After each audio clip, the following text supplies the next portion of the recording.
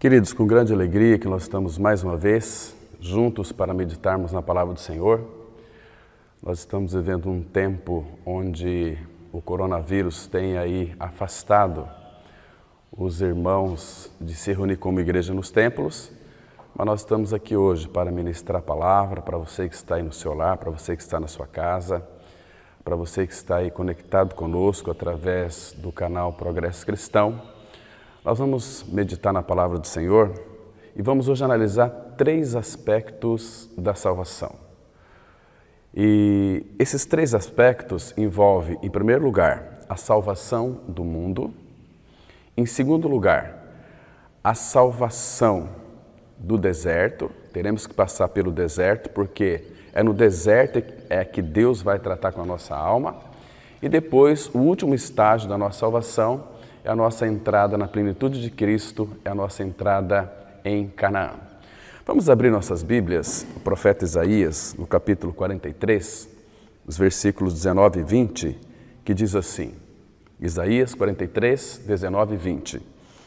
Eis que faço coisa nova, que está saindo à luz. Porventura não percebeis? Eis que porei um caminho no deserto e rios no ermo. Os animais do campo me glorificarão, os chacais e os filhotes de avestruzes, porque porei água no deserto e rios no ermo para dar de beber ao meu povo, ao meu escolhido. E o 21 diz assim, ao povo que formei para mim, para celebrar o meu louvor. Vamos ter uma palavra de oração. Amado Pai, graças te damos por esse tempo de reflexão da palavra. Suplicamos que o Teu bendito Espírito venha trazer iluminação aos nossos corações. Abre a Tua palavra para nós, revela-nos a cada um de nós. Que Teu Espírito, Pai, traga regeneração, traga edificação e traga a exaltação de Cristo. Frutifica a Tua palavra nos corações. Nós entregamos a Tua palavra em Tuas mãos para que Tu a abençoes e edifica a Tua igreja. Em nome do Senhor Jesus nós oramos. Amém. Irmãos, o Senhor está dizendo que Ele está fazendo uma coisa nova que está saindo à luz, porventura não percebeis. Também nós entendemos nesses 3 versículos aqui algo tão fundamental, que a comunidade cristã, o povo do Senhor, é um povo que Deus tem chamado para que então celebre o seu louvor. Os filhos de Deus em Cristo Jesus são aqueles que celebram a vida de Cristo. São aqueles que vivem para adorar e louvar ao Senhor. Como diz aqui no versículo 21, ao povo que formei para mim, ao povo para celebrar o meu louvor. Então nós somos um povo escolhido, chamados para celebrar o louvor do Senhor. E o louvor, hoje em dia, nós sabemos que está tão desalinhado. Nós sabemos que as pessoas não têm se preocupado com a letra daquilo que é cantado. Hoje nós estamos vivendo uma era no meio do povo de Deus que o louvor é para a satisfação do povo e não para o Senhor. Temos que celebrar o louvor, louvar o Senhor, mas o louvor nunca é para a nossa satisfação. Então é para o Senhor. Então quando nós louvamos o Senhor, Deus habita no meio dos seus louvores, no meio do seu povo. Nós seremos edificados, seremos libertados, seremos de fato, ou teremos a oportunidade de exaltar a pessoa de Cristo. Então, queridos, a salvação plena de Deus, ela envolve 3 estágios. O primeiro estágio da salvação de Deus está relacionado ao deserto. Nós somos chamados pelo Senhor para que então venhamos tirar as nossas raízes deste mundo. Por isso que o primeiro estágio da salvação de Deus é a obra na cruz. Nós sabemos que Deus nos amou, então começou em Deus a salvação de Deus. Tudo tem a sua origem e a sua fonte no Senhor. Deus nos amou, e a palavra fala que foi um amor tão grande, um amor de tal maneira que Ele deu o seu Filho unigênito para que todo aquele que nele crê não pereça, mas tenha vida eterna. Então a salvação nunca começou em nós, sempre começou no Senhor. Foi Deus que quis que eu e você fôssemos salvos, atendendo à oração do Filho, porque o Senhor Jesus Cristo, Ele disse, lá em João capítulo 17, na oração linda do Nosso Senhor, ele orou ao Pai dizendo o seguinte: Pai, não rogo somente por estes seriam os seus discípulos, mas também por aqueles que haveriam de crer em mim por intermédio da sua palavra. Então, Deus é muito sério. Ele ouviu esta bendita oração do Senhor Jesus Cristo. Hoje eu e você nós fomos salvos porque Jesus Cristo, Ele orou por você, Ele orou por mim. Então, por isso que nós pudemos ter os olhos abertos e a palavra então penetrou no nosso coração. Por quê? É a palavra de Deus, somente a palavra que tem o poder de realizar regeneração em nossas vidas. 1 Pedro 1,23, a palavra vai mostrar claramente que fostes regenerados não de semente corruptível, mas da incorruptível, mediante a palavra de Deus, a qual vive e permanece para sempre. Um lindo texto também que podemos verificar, Tiago 1,18, que a palavra fala que, segundo o seu querer, o querer de Deus, Ele nos gerou pela palavra da verdade para que fôssemos como que primícias de suas criaturas. Graças ao Senhor, a regeneração ela acontece pela palavra. O Senhor Jesus, vocês se lembram, quando Ele estava tratando com Nicodemos, que era um mestre em Israel, mas que ele não tinha uma experiência de regeneração. Ele sabia muito de Bíblia, mas o que faltava a ele era vida. Ele foi atrás do Senhor em busca de luz. Mas, queridos, ele precisava de vida, porque nele, na vida, estava a luz. Jesus, Ele é a luz do mundo, mas Ele é vida. Então, o que Nicodemos precisava era de vida. Aí depois, naquela conversa que ele teve com Nicodemos perguntou para ele: como pode um homem, sendo velho, nascer de novo? Pode, porventura, voltar ao ventre de sua mãe e nascer segunda vez? Aí Jesus disse algo fundamental para Nicodemos. Ele disse assim: olha, aquele que não nascer da água e do Espírito não pode entrar no reino de Deus. Claro que no versículo 3, Jesus foi muito categórico dizendo para Nicodemos: aquele que não nascer de novo não pode ver o reino de Deus. Para nós vermos o reino, precisa de novo nascimento. Então, novo nascimento é Deus em Cristo tirando a nossa natureza pecaminosa adâmica, porque lá no Jardim do Éden, Satanás inoculou ali no interior de Adão e Eva, o vírus da morte. E esse vírus da morte passou a toda a humanidade. Você é pecador e você tem em si o vírus da morte. Então, Romanos 5,12, a Bíblia diz assim: assim como por um só homem entrou o pecado no mundo, e pelo pecado a morte, e a morte passou a todos os homens, por isso é que todos pecaram. Então, todos nós já nascemos com o vírus da morte. Nascemos para morrer e não para viver. A pessoa, ela começa a morrer a partir do dia que nasce. Então, ela começa a morrer. Agora, Jesus Cristo veio dizendo para Nicodemos: você precisa nascer de novo, Nicodemos, senão você não pode ver. E claro, nós sabemos pelas Escrituras Sagradas, porque nós temos que crer no novo nascimento conforme diz a Bíblia. Hoje há uma confusão no meio do povo de Deus com relação ao novo nascimento. Muitas pessoas que frequentam comunidades durante muitos anos ainda não têm uma convicção, uma certeza da sua salvação. Se morrer, vai perecer eternamente. Estão iludidos porque nunca tiveram seus olhos abertos para crer na palavra. E para nascer de novo, claro, você precisa de morrer. O apóstolo Paulo, escrevendo aos Coríntios, capítulo 15, versículo 36, ele disse assim: insensato, o que tu semeia não nasce se primeiro não morrer. Então é necessário morrer. Você precisa de perder a sua velha natureza adâmica pecaminosa. E como que se perde essa natureza pecaminosa? O Senhor Jesus Cristo, antes de ir para a cruz, ele disse lá em João 12,32: e eu, quando for levantado da terra, atrairei todos a mim mesmo. Então, quando puser a cruz no chão, levantar o Senhor Jesus Cristo, houve um momento em que Ele nos atraiu a si. Fomos colocados em Cristo com uma finalidade: para nos fazer morrer. Se nós estávamos em Cristo, Ele nos atraiu, nos puxou para si, fomos colocados sobre o seu corpo. Por isso que Isaías vai dizer: levando Ele mesmo em seu corpo sobre o madeiro. Ele carregou sobre si os nossos pecados, as nossas dores, as nossas iniquidades. E 1 Pedro 2,24 diz assim: carregando ou levando Ele mesmo em seu corpo os nossos pecados, para que nós, mortos aos pecados, vivamos para a justiça, por suas feridas fomos sarados. Então Jesus levou na cruz o meu e o seu pecado.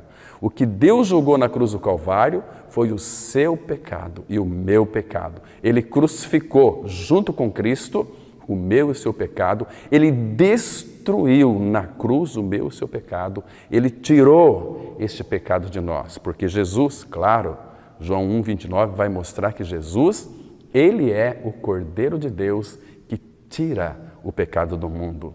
Hebreus 9,28 fala que Ele é aquele que aniquila o pecado, deixa sem efeito.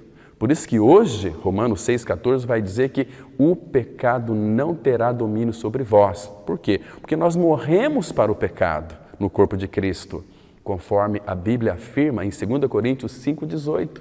Olha que texto maravilhoso que diz assim: pois o amor de Cristo nos constrange, julgando nós isto, um morreu por todos.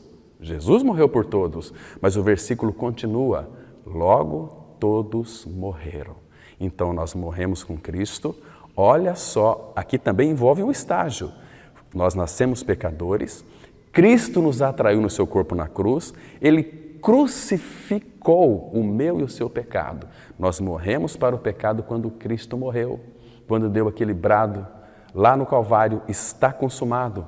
João 19, versículo 34, lembra?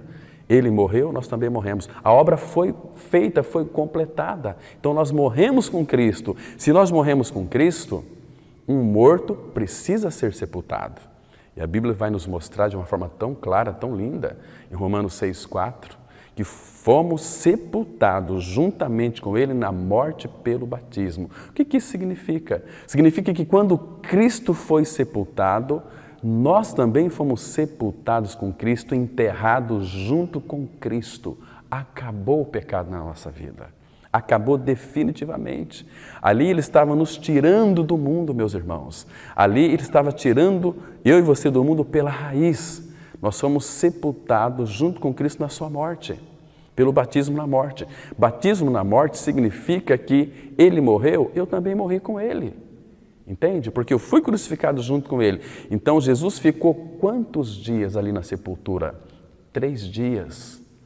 Naquele domingo, pela manhã, embora os seus discípulos e muitas pessoas achavam que o Jesus, que estava trazendo uma nova heresia, segundo dizia aqueles fariseus, acabou, matamos ele, nós destruímos ele.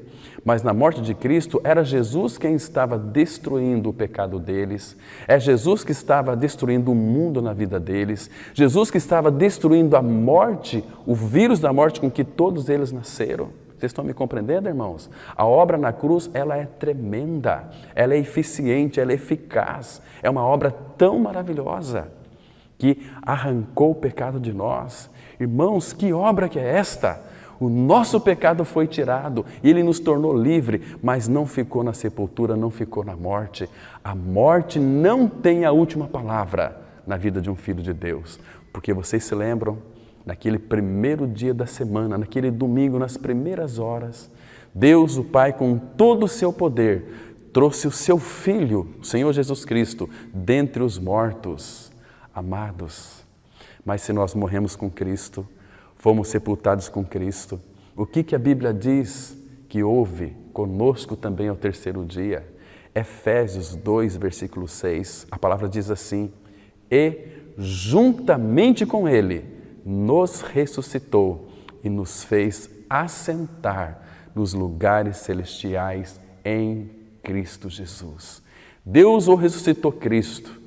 Mas a mesma Bíblia que fala que Deus ressuscitou Cristo, ela afirma de uma forma tão concreta que eu e você fomos ressuscitados juntamente com Cristo e estamos assentados nos lugares celestiais. Oh, meus irmãos, que obra maravilhosa foi aquela na cruz do Calvário. Então aqui, este é o princípio da vida cristã. Isto é novo nascimento. Novo nascimento é onde o pecador participa da morte junto com Cristo, do sepultamento junto com Cristo, mas ele ganha pela ressurreição uma nova vida. Ele ganha pela ressurreição uma vida nova, uma vida cheia de esperança. Porque, queridos, o ímpio, ele não tem esperança. A esperança do ímpio acaba-se na sepultura. A esperança do ímpio é a última que morre, mas o Filho de Deus agora, que está em Cristo, que está unido a Cristo, que participou da união com Cristo em sua morte e ressurreição, ele tem uma esperança, mas uma esperança viva. Lembra de 1 Pedro 1, versículo 3, que diz assim: Bendito Deus e Pai de nosso Senhor Jesus Cristo, que segundo a sua muita misericórdia, nos regenerou para uma viva esperança, mediante a ressurreição de Jesus Cristo dentre os mortos. Hoje nós temos uma esperança viva, mas, queridos irmãos, eu disse para vocês aqui que o perverso, o ímpio, ele não tem esperança. A Bíblia é muito clara em mostrar, por exemplo, abra sua Bíblia aí comigo em Provérbios capítulo 11, ela vai mostrar aqui para nós, no versículo 7, que morrendo o homem perverso, morre a sua esperança. Quando uma pessoa, ela pode ser religiosa, ela pode frequentar denominação evangélica, católica, espírita, toda a sua vida morrer e perecer, porque ela sempre foi iludida, nunca teve seus olhos abertos para crer na sua morte, sepultamento e ressurreição juntamente com Cristo. Então, quando ela desce para a sepultura, ela desce uma pessoa que vai para a perdição eterna confortada, porque nunca experimentou o seu novo nascimento. Ela não tem esperança. Morrendo um homem perverso, morrendo um homem ímpio, morre também a sua esperança. Mas em Provérbios, capítulo 14,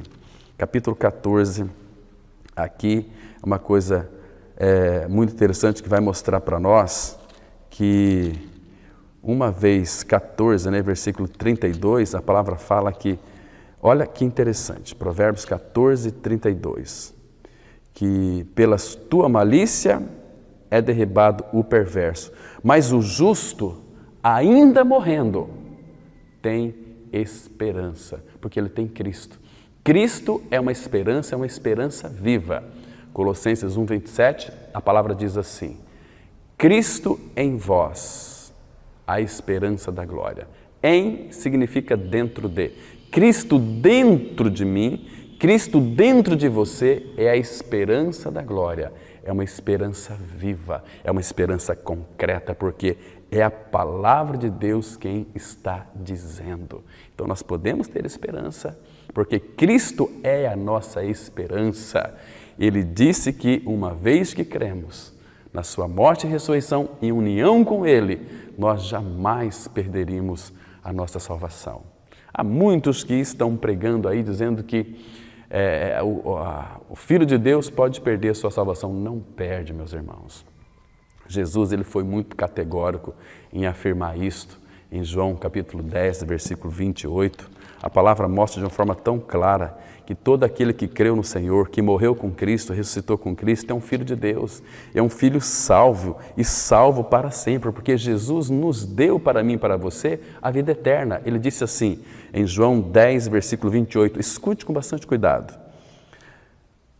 Eu lhes dou a vida eterna, é uma dádiva. Ele deu para mim e para você a vida eterna. E continua dizendo o seguinte, jamais perecerão, ninguém as arrebatará da minha mão. Ninguém pode tirar uma ovelhinha que creu na sua união com Cristo, onde ele participou da morte e ressurreição com Cristo, cair na perdição. Por quê? Porque foi Jesus quem disse. E Deus não é homem para que minta. Está escrito, Jesus disse assim, eu lhes dou a vida eterna, jamais perecerão. Então, se jamais perecerão, eu preciso de crer naquilo que Ele disse. Então, isso é maravilhoso. E a palavra fala no versículo 29, aquilo que meu Pai me deu é maior do que tudo, e da mão do Pai ninguém pode arrebatar. Queridos, ninguém pode arrebatar da mão do Pai. Ninguém, nem mesmo você. Se você um dia pôde crer que morreu com Cristo, ressuscitou com Cristo, Cristo é a sua vida, foi dada a você a vida eterna. E a palavra fala em Romanos, capítulo 11, que os dons e a vocação de Deus são irrevogáveis. Ou, em outras palavras, tudo que Ele nos dá para nós é irrevogável. Ele não vai voltar atrás, é para todo sempre. E Jesus disse aqui em João 10, 28, eu lhes dou a vida eterna, jamais perecerão. Vocês entendem porque cristianismo é uma comunidade que celebra o louvor ao Pai? Porque somos um povo liberto. Quem que nos libertou? O Filho. Se, pois, o Filho vos libertar, verdadeiramente sereis livres. Livres do pecado, livres da morte, livres de nós mesmos. Nós somos livres para amar, livres para perdoar. Queridos, livres para celebrarmos o louvor ao Pai. Isso é tão maravilhoso. Então, queridos, o primeiro estágio da nossa salvação é a salvação do mundo. O que é este mundo, irmãos? Este mundo nada mais é do que Egito. Vocês se lembram em Êxodo, capítulo 3? Deixa eu ler para vocês aqui os versículos 7 e 8. Êxodo 3, versículos 7 e 8, para você ter uma dimensão do que significa mundo. Essa palavra mundo significa aflição. Essa palavra mundo significa, queridos, Egito. Significa sofrimento. Olha só aqui o versículo 7 e 8 de Êxodo, capítulo 3. Disse ainda o Senhor, certamente vi a aflição do meu povo que está no Egito, e ouvi o seu clamor por causa dos seus exatores. Conheço-lhe o sofrimento. Por isso desci a fim de livrá-lo da mão dos egípcios e para fazer-te subir daquela terra do mundo a uma terra boa e ampla, terra que emana leite e mel, o lugar do cananeu, do eteu, do amorreu, do ferezeu, do eveu e do jebuseu. Então, o que é mundo? Mundo significa Egito. O que é mundo? Mundo significa aflição. Foi por isso que Jesus Cristo disse lá em João 16, versículo 33. No mundo passais por aflição, mas passais é um tempo que nós vamos passar. Teremos que passar, mas, queridos, é para nós termos bom ânimo, porque Ele diz que Ele venceu o mundo e nós, nele, somos mais do que vencedores, porque Ele venceu, nós estamos nele. Não fizemos nada para vencermos. Ele venceu por nós. Então, graças ao Senhor, porque em Cristo nós não somos apenas vencedores, somos mais do que vencedores. Então, louvado seja o nome do Senhor por essa tão grande salvação. Então, nós estávamos no mundo. Esse é o primeiro estágio da salvação. A palavra fala aqui que Ele desceu para livrá-lo. O que significa? Significa que o Verbo se fez carne. Aquele que era um com o Pai, aquele que estava unido ao Pai numa união indissolúvel. Jesus, por amor ao Pai e por amor à sua igreja, Ele se fez carne. João 12, 24, a palavra diz assim, se o grão de trigo caindo na terra, o que significa? Encarnação. Não morrer, fica ele só, mas se morrer, produz muitos frutos. Então o Verbo se fez carne, o grão de trigo caiu na terra, mas ele precisava de morrer. Porque se Jesus não morresse, Ele não iria produzir frutos. Mas graças ao Senhor, Ele morreu. E você que creu no Senhor, você é fruto daquilo que Cristo é e daquilo que Cristo fez. Não é maravilhoso, meus irmãos? Então ali Ele estava nos libertando-nos do mundo. E qual foi a forma que Jesus nos libertou deste mundo? Em Gálatas capítulo 1, versículo 3 e 4, olha que texto tremendo, que texto maravilhoso. A palavra fala assim, Gálatas 1, versículo 3 e 4. Graças a vós outros e paz da parte de Deus nosso Pai e de nosso Senhor Jesus Cristo. Agora, olha o versículo 4. O qual se entregou a si mesmo pelos nossos pecados para nos desarraigar deste mundo perverso segundo a vontade de nosso Deus e Pai. Então, Ele se entregou a si mesmo, Ele quis voluntariamente se entregar, se fazer carne para vir a este mundo em busca de você que estava perdido. Eu e você, nós estávamos perdidos neste mundo, mas Ele veio ao nosso encontro, ou seja, o Deus dos Hebreus nos encontrou. E onde nós estávamos? No Salmo 40, o versículo 2, fala que nós estávamos num tremedal de lama, num lodo, num lamaçal do pecado. Então Ele nos tirou deste tremedal de lama e nos colocou nossos pés sobre uma rocha e nos firmou os nossos passos. Esta é a obra na cruz do Calvário. Isso é maravilhoso. Então Ele se entregou a si mesmo pelos nossos pecados para nos desarraigar. Desarraigar significa tirar-nos deste mundo pelas raízes. Nós fomos tirados, arrancados deste mundo pela raiz. Queridos, este mundo não nos pertence mais. Este mundo, segundo o apóstolo Paulo fala em Gálatas 6, versículo 14, ele diz assim: mas longe esteja de mim gloriar-me, senão na cruz de nosso Senhor Jesus Cristo, pela qual o mundo está crucificado para mim e eu para o mundo. Oh, meus irmãos, que coisa mais linda e que coisa mais preciosa. Ou seja, nós morremos para o mundo e o mundo morreu para nós. Quando cremos na nossa inclusão no corpo de Cristo. Ele morreu, mas eu também morri com Ele. E Cristo é a minha vida pela ressurreição. Isto é maravilhoso. Então, para nos desarraigar deste mundo perverso, segundo a vontade de nosso Deus e Pai. Foi a vontade de Deus e Pai, do nosso Deus e Pai, que eu e você fôssemos arrancados deste mundo pelas raízes. Você nunca quis sair deste mundo, porque eu e você, nós estávamos arraigados neste mundo. Então, pela obra na cruz, Ele desarraigou-nos, eu e você, e colocou-nos em Cristo, nele radicados, lá em Colossenses 2, versículo 6.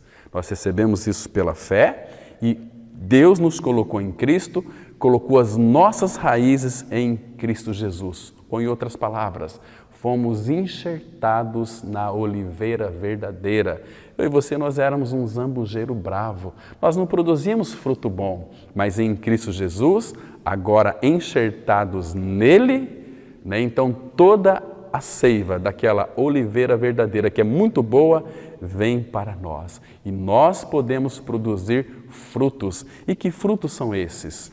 É simples, irmãos, aqui em Gálatas mesmo, no capítulo 5, no versículo 22, vai mostrar os frutos, que diz assim: mas o fruto do Espírito é amor, o fruto do Espírito é alegria, o fruto do Espírito é paz, o fruto do Espírito é longanimidade, o fruto do Espírito é benignidade, o fruto do Espírito é bondade, o fruto do Espírito é fidelidade, o fruto do Espírito é mansidão, é domínio próprio, e contra estas coisas não há lei. Vocês percebem aqui, queridos, que hoje, graças ao Senhor, nós já fomos libertados deste mundo perverso. Este é o primeiro estágio da salvação. Isso chama-se novo nascimento.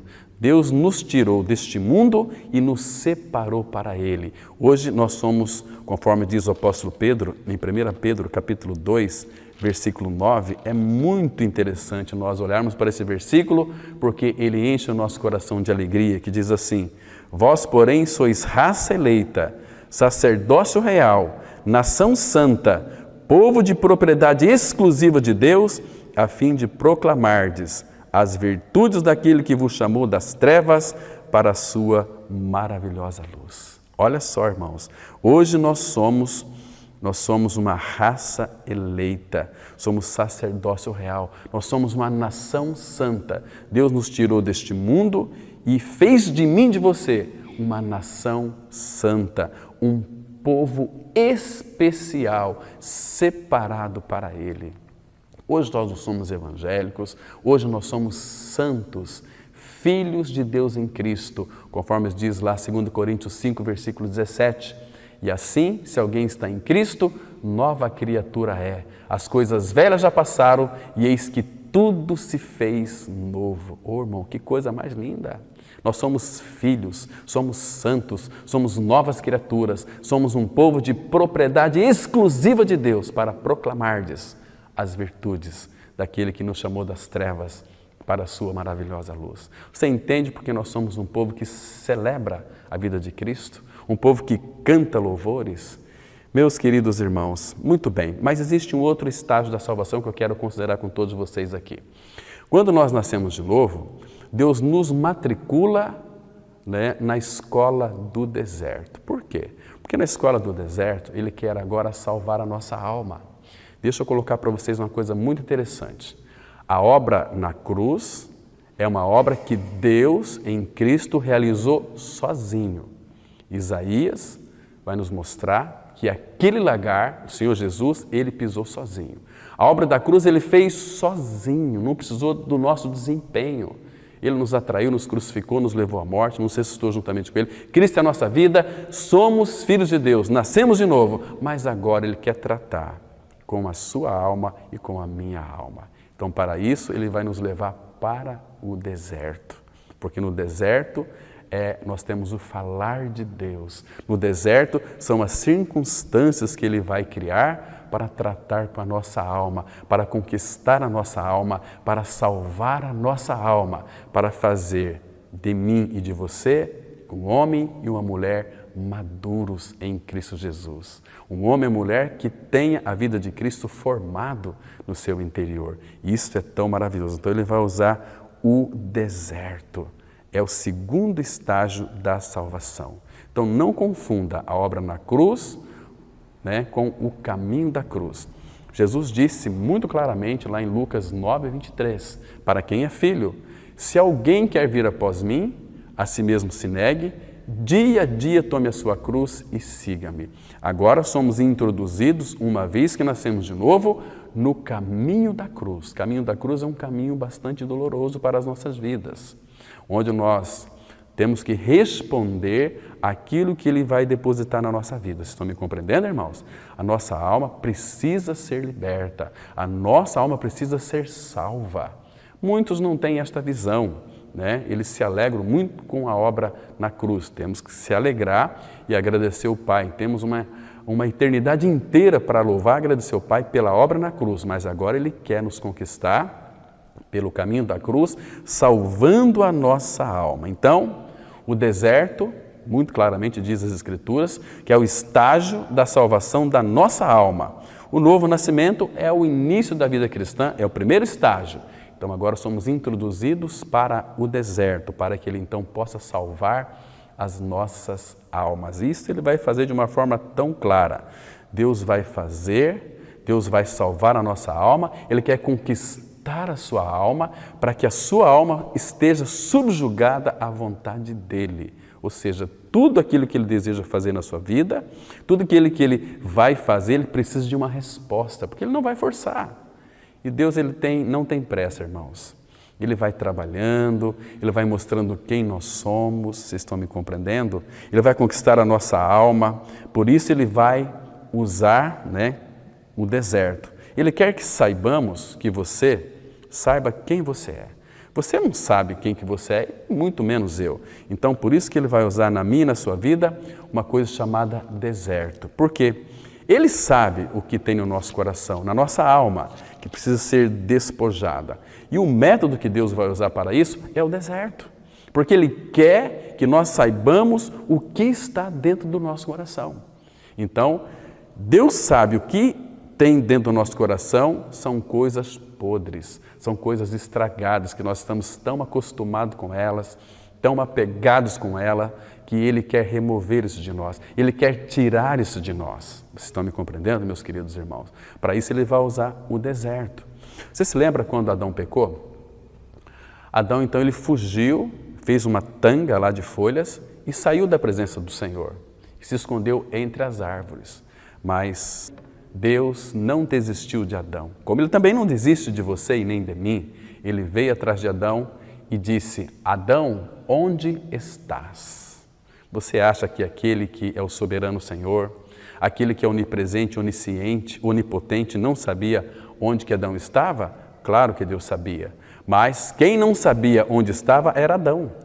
Era Adão. Então Deus disse: Adão, onde estás? Porque Deus queria que Adão soubesse onde ele estava e desse um passo para frente em arrependimento ao Senhor. O Senhor então iria curá-lo. Estão me compreendendo, irmãos? Mas, queridos, Deus nos leva para o deserto porque Ele quer que nós saibamos onde nós estamos. Então, abra sua Bíblia, por favor. Vamos ler os versículos 2, 3 e 5. O versículo 2, preste atenção. Recordar-te-ás de todo o caminho pelo qual o Senhor teu Deus te guiou no deserto estes 40 anos, para te humilhar, para te provar, para saber o que estava no teu coração, se guardarias ou não os seus mandamentos. Ele te humilhou e te deixou ter fome e te sustentou com maná que tu não conhecias, nem teus pais o conheciam, para te dar a entender que não só de pão viverá o homem, mas de tudo que procede da boca do Senhor viverá o homem. E o versículo 5 diz assim: sabe, pois, no teu coração, que como um homem disciplina o seu filho, assim te disciplina o Senhor teu Deus. Observe aqui. Deus está mostrando, e para isso Ele vai usar o deserto. O que é o deserto na nossa vida hoje? É aflição, é sofrimento, é dor. No mundo tereis aflições, mas tem de bom ânimo, eu venci o mundo. Então Ele vai usar o deserto para que nós saibamos quem nós somos. Muitos, diante de uma dificuldade, por menor que seja, neste mundo, elas murmuram, elas reclamam.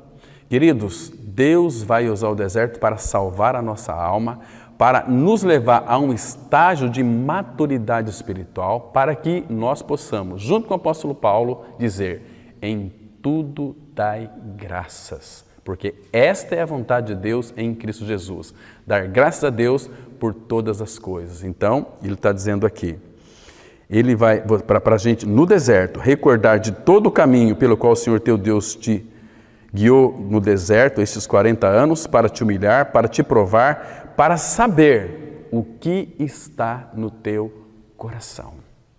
Nós não sabemos, irmãos. Então é através da aflição, através das circunstâncias, é que Deus quer que nós saibamos o que tem no nosso coração. Então Ele vai usar o deserto. O deserto é a mesma coisa de disciplina. Porque o deserto ele faz parte da pedagogia de Deus.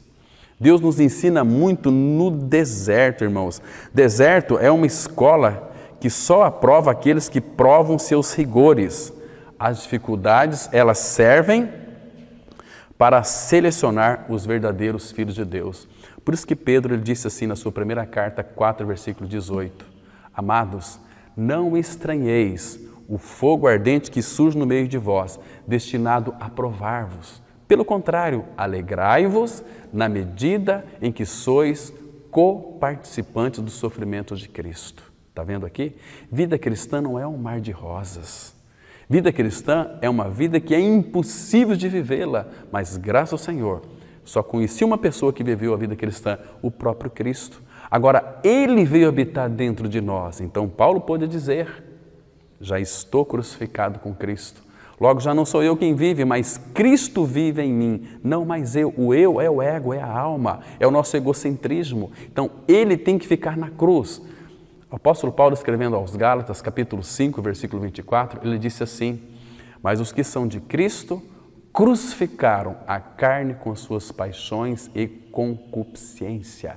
O lugar da nossa alma é na cruz em Cristo. O nosso velho homem foi crucificado, o corpo do pecado foi destruído. Agora, irmão, nós temos que levar sempre e por toda parte o morrer de Jesus em nosso corpo, para que a vida de Cristo se manifeste em nosso corpo mortal. Jesus só vai se manifestar em alguém que já morreu com Ele, e alguém que está absolutamente entregue à sua ação, aos seus desejos e à sua vontade. Queridos, um homem que é tratado pela sua alma, ele não vai fazer mais a sua própria vontade, vai fazer a vontade daquele que o enviou. Vocês estão me compreendendo? Por isso que a pessoa de Cristo e Jesus, o Cristo, Jesus, homem, Cristo, Deus, ele tinha duas naturezas, porque na encarnação ele ganhou a natureza humana, mas essas duas naturezas nunca andavam em desarmonia com o nosso amado Senhor. Havia uma harmonia, conosco é diferente. Há uma guerra entre nós provocada por quem? Por nós mesmos. Então, o Tiago ele faz uma pergunta muito interessante lá em Tiago capítulo 4, no versículo 2, Tiago 4:2 diz assim: cobiçais e nada tendes, matais, invejais e nada podeis obter, viveis a lutar e a fazer guerras, nada tendes porque não pedis, pedis e não recebeis porque pedis mal, para esbanjardes em vossos prazeres. Infiéis, não compreendeis que a amizade do mundo é inimiga de Deus? Aquele, pois, que quiser ser amigo do mundo, constitui-se inimigo de Deus. Está vendo? Que é uma guerra, porque a alma, ela nasceu neste mundo, ela se acostumou a desfrutar dos prazeres deste mundo, então ela é voltada para o mundo. Agora, Cristo veio e nos tirou do mundo pela raiz, fomos introduzidos no deserto, porque Ele quer despojar esses prazeres da nossa carne. Ele quer que a nossa alma seja limpa e para isso, meus irmãos, é necessário que nós sejamos homens e mulheres obedientes à verdade, porque a única maneira de termos uma alma purificada é obedecendo à palavra de Deus. Diz aqui em 1 Pedro, capítulo 1, verso 22, está escrito assim: tendo purificado a vossa alma pela vossa obediência à verdade, tendo em vista o amor fraternal não fingido, amai-vos de coração uns aos outros ardentemente. Sabe por que muitos hoje não vivem este amor fraternal e não amam um ao outro de uma forma ardente que os seus irmãos? Porque a alma não foi tratada ainda. São o egocentrismo. Então as pessoas que não têm a alma tratada vai amar aquilo que pertence a eles mesmos, seu pai, sua mãe, seu filho, sua filha, se agarram, é minha filha, é meu filho que eu amo, então tem dificuldade de amar os irmãos. Então Deus vai nos levar para o deserto, porque Ele quer tirar essas escórias afetivas, desordenadas da nossa alma, para implantar a natureza divina, a formação de Cristo em nós. Convém que Ele cresça e que eu diminua, para que então nós sejamos salvos em nossa alma, porque o fim da nossa fé é a salvação da nossa alma. Pedro diz aqui no versículo 8, 1 Pedro 1, verso 8 e 9, a quem não havendo visto amais, no qual não vendo agora mais crendo, exultais com alegria indizível e cheia de glória. Agora, olha o versículo 9, obtendo o fim da vossa fé, a salvação da vossa alma. Então Ele quer salvar a nossa alma, Ele quer salvar nós do nosso egocentrismo. Então, porque Ele nos ama, Ele vai nos disciplinar, entende? Deserto é a disciplina de Deus, é a pedagogia de Deus para salvar a nossa alma. Sabe por quê? Para que nós sejamos participantes da sua santidade. Porque Hebreus 12:14, a palavra fala assim: segui a paz com todos e a santificação, sem a qual ninguém poderá ver o Senhor. Sem santificação, ninguém pode ver o Senhor. Então, o que você é? Você é um crente ou você é um santo? Irmãos, graças ao Senhor, aqueles que creram, que morreram e ressuscitaram com Cristo, são santos. Santos em Cristo Jesus. É um povo separado, é um povo diferenciado, é um povo de propriedade exclusiva do nosso Deus e Pai. Você é filho de Deus. E a Bíblia diz que foi um amor tão grande. 1 João 3:1, vede que grande amor nos tem concedido o Pai, a ponto de sermos chamados filhos de Deus. E de fato somos filhos de Deus. Irmãos, isso é tão maravilhoso. Então, graças ao Senhor, porque Ele salvou a nossa alma. E agora, aliás, Ele salvou-nos em nosso espírito e está salvando na nossa alma. Então Ele vai usar a disciplina. Por quê? Porque Ele nos ama. Aqui em Hebreus capítulo 12, versículo 6, a Bíblia diz assim: porque o Senhor corrige a quem ama e açoita a todo filho a quem recebe.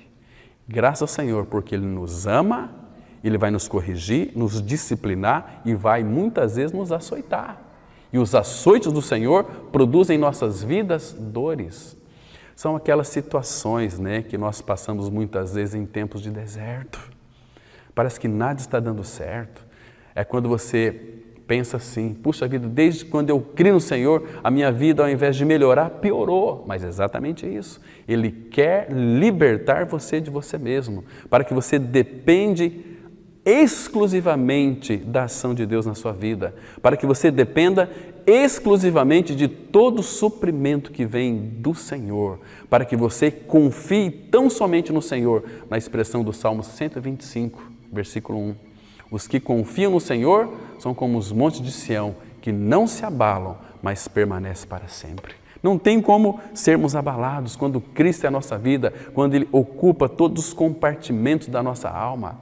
Ele quer conquistar a sua alma e muitas vezes Ele precisa de açoitá-lo, corrigi-lo, discipliná-lo.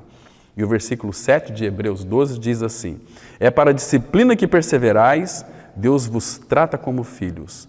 Pois que filho há que o pai não corrige? Mas, se estáis sem correção, de que todos se têm tornado participantes, logo sois bastardos e não filhos. Está vendo aqui? Versículo 10 ele diz assim, olha: pois os nossos pais nos corrigiam por pouco tempo, segundo melhor lhes parecia.